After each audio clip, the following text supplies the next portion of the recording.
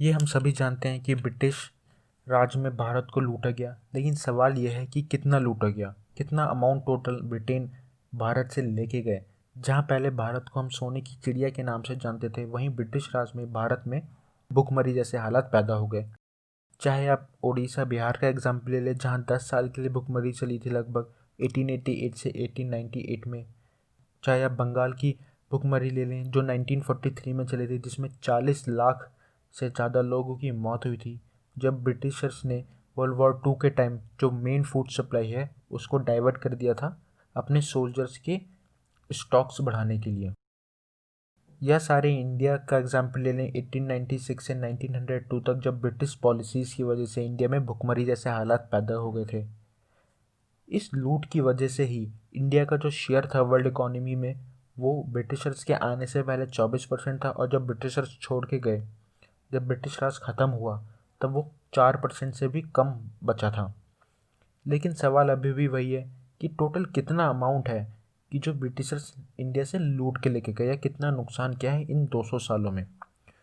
तो जानने के लिए आप इस वीडियो को पूरा देखिए, और इस वीडियो में हम ये भी जानेंगे कि कितना और कैसे ब्रिटिशर्स इतना अमाउंट लेके गए हैं। देखिए, इकोनॉमिस्ट उत्सा पटनायक जी की एक रिसर्च पब्लिश हुई है कोलंबिया यूनिवर्सिटी में, जिसमें अमाउंट को कैलकुलेट किया है, और ये जो टोटल अमाउंट है वो 45 ट्रिलियन डॉलर्स का है। और ये अमाउंट सिर्फ 2 फैक्टर पे कैलकुलेट किया गया है, टैक्स एंड ट्रेड पर। बाकी फैक्टर इंक्लूड नहीं किए गए हैं, जैसे डेप्थ रेशियो या रिजर्व जो होता है हर कंट्री के पास, उस अमाउंट को कैलकुलेट नहीं किया गया है। अगर आप कंपैरिजन करें, 45 ट्रिलियन डॉलर इतना बड़ा अमाउंट है कि अगर आप इसको यूके की करंट जीडीपी से भी कंपेयर करते हो तो ये 17 गुना ज़्यादा बड़ा है यूके की करंट जीडीपी से। तो ये आखिर इतना बड़ा अमाउंट भारत से लेके कैसे गए, इंडिया के बाहर इतना बड़ा अमाउंट गया कैसे? इसका जवाब है ट्रेड सिस्टम के थ्रू। जब ब्रिटिश राज के आने से पहले जो है, ब्रिटेन इंडिया से मेनली 2 चीज़ें इंपोर्ट करवाता था अपनी कंट्री में, एक टेक्सटाइल प्रोडक्ट और दूसरा राइस प्रोडक्ट्स या राइस।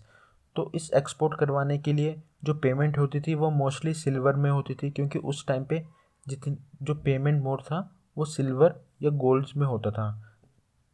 जैसे कि अदर कंट्री के साथ होता था ट्रेड, वैसे ही इंडिया के साथ भी ट्रेड होता करता था ब्रिटेन। लेकिन ईस्ट इंडिया कंपनी आने के बाद हैवी टैक्सेस इम्पोज किए गए। टैक्स कलेक्शन को बढ़ाया उन प्रोडक्ट्स पर जो इंडिया पहले से ही प्रोड्यूस और एक्सपोर्ट कर रहा था ग्लोबल मार्केट में, और बहुत क्लेवरली ही उस टैक्स से इंडियन प्रोडक्ट को ही खरीदा गया और उसको ब्रिटेन ने खुद एक्सपोर्ट किया बाहर 100% से भी ज़्यादा प्रॉफिट पर। तो बेसिकली हमारे ही पैसों से हमारा ही सामान खरीदा, और जो पेमेंट की उस सामान खरीदने की उस पर फिर से टैक्स लिया गया। तो इस ट्रेड सिस्टम की वजह से ही जो भी अमाउंट, जो भी टैक्स कलेक्ट होता था वो ब्रिटेन जाता था, और इंडियन पीपल्स को कभी उनकी ट्रू वैल्यू मिली ही नहीं जो सामान की थी। और जब ये सब बंद हुआ, इंडियन अपने प्रोडक्ट को खुद एक्सपोर्ट करने लगे, तब भी इसका फ़ायदा जो है वो इंडियन को ना मिलते हुए ब्रिटेन को मिला। तो अब आप ये सोचेंगे, जब ब्रिटेन एक्सपोर्ट कर रहा था तब तो ठीक है, मिल रहा था ब्रिटेन को, लेकिन जब इंडियंस ने खुद एक्सपोर्ट किया तब उसका फ़ायदा ब्रिटेन को कैसे मिला? देखिए इसका जवाब बहुत ही सिंपल है। जो भी इंडिया से ट्रेड करना चाहता था उस टाइम पे, तो उसको एक स्पेशल बॉन्ड लेना पड़ता था, जिसको कहते थे काउंसिल बिल, जो कि सिर्फ इशू करता था ब्रिटेन, और जिसकी पेमेंट वहाँ पहले से करनी पड़ती थी गोल्ड या सिल्वर में, जो भी उस जैसे उस टाइम पे ट्रेड में यूजुअली होती ही थी। और जब जो बायर्स थे वो इंडियन सामान खरीदते थे, और इंडियंस को उसकी जो पेमेंट होती थी वो उस बिल जो वहाँ से उनको इशू हुआ था वो बिल देते थे। और जब इंडियंस जब उस बिल को कैश में कन्वर्ट करवाने लेके जाते थे तो उनको लोकल करेंसी दी जाती थी, और बहुत कम अमाउंट उसका मिलता था जो ट्रू वैल्यू होती थी उस बिल की। बेसिकली अगर सिंपल वर्ड में समझाऊँ तो इंडियन प्रोडक्ट्स को खरीदने के लिए किसी भी परचेज़र को एक स्पेशल बिल चाहिए था, जो कि मिलता था सिर्फ लंदन से। और जब वो परचेज़र ट्रेड में उस बिल को इंडियंस को देता था, और जब इंडियंस उस बिल को लेके वापस जाते थे ब्रिटिशर्स के पास उसको कन्वर्ट करवाने में, उसका अमाउंट उनको बहुत कम मिलता था। यानी जो भी प्रॉफिट होता था वो सारा ब्रिटेन के पास जाता था, ना कि इंडियन ट्रेडर, इंडियन प्रोड्यूसर्स के पास आता था। जो उनका ट्रू वैल्यू था उनको कभी मिला ही नहीं।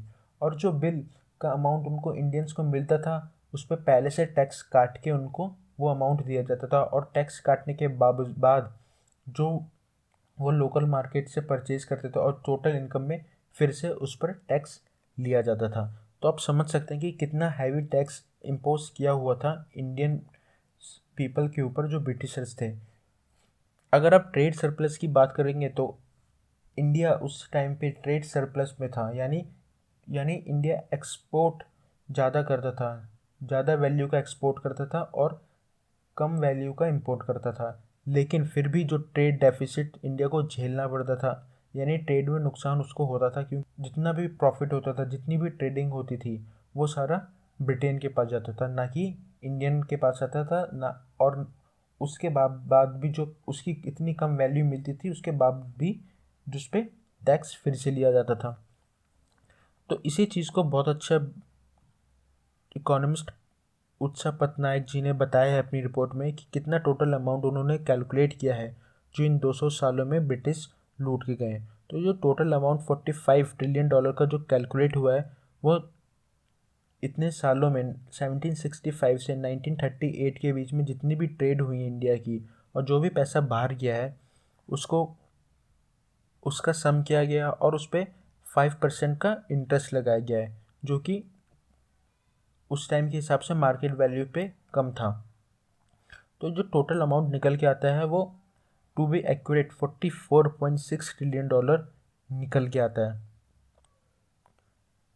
अगर ये अमाउंट कभी इंडिया के बाहर नहीं जाता, जितना भी टैक्स रेवेन्यू या फॉरेन एक्सचेंज से अर्निंग हुई है वो इंडिया की डेवलपमेंट में ही लगता, जैसे कि आज मोस्टली डेवलप कंट्रीज़ ने लगाया है, तो इंडिया की सिचुएशन आज कुछ और होती। इंडिया आज इकोनॉमिक पावर हाउस होता। इंडिया का जो हेल्थ केयर सेक्टर है, एजुकेशनल सेक्टर है और अदर सेक्टर्स काफ़ी ज़्यादा डेवलप्ड होते, ना कि इंडिया एक डेवलपिंग कंट्री ना होके एक डेवलप्ड नेशन होता। और फन फैक्ट ये है, जब यूके में एक सर्वे हुआ जिसमें 50% पॉपुलेशन आज भी ये सोचती है जो कॉलोनिज़म था, जो कॉलोनी थी इंडिया ब्रिटेन की, उसकी वजह से ही इंडिया में आज डेमोक्रेसी आई है, उसकी वजह से ही इंडिया में आज जो रेलवे सिस्टम है वो ब्रिटेन की ही देन है। तो इसका रिस्पॉन्स में बहुत अच्छा एक डॉक्टर शशि थरूर ने इसका जवाब दिया था अपनी डिबेट में। Now, we've heard other arguments on this side. There's been a mention of the railways. Well, let me tell you, first of all, as my colleague, the Jamaican High Commissioner, has pointed out, railways and roads were really built to serve British interests and not those of the local people. But I might add that many countries have built railways and roads without having had to be colonized in order to do so.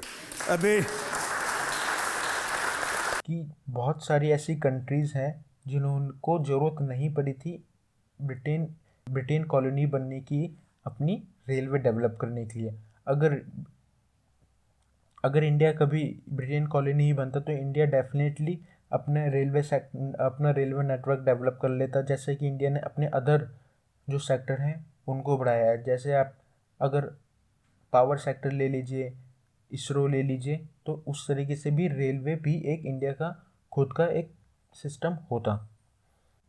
और जो आप industrial revolution की बात करते हैं Britain में, वो actually India की वजह से ही आया है, क्योंकि इंडिया को जो टैक्स रेवेन्यू से, जो फॉरेन एक्सचेंज से प्रॉफिट मिलना था वो एक्चुअली कभी इंडिया को मिला ही नहीं, वो सारा कुछ ब्रिटेन को मिला, जिसकी वजह से वहाँ पे जो बेस था, जो नींव रखी गई थी इंडस्ट्रियल रेवोल्यूशन की, वो इंडियन से लूटेड पैसे से ही रखी गई थी,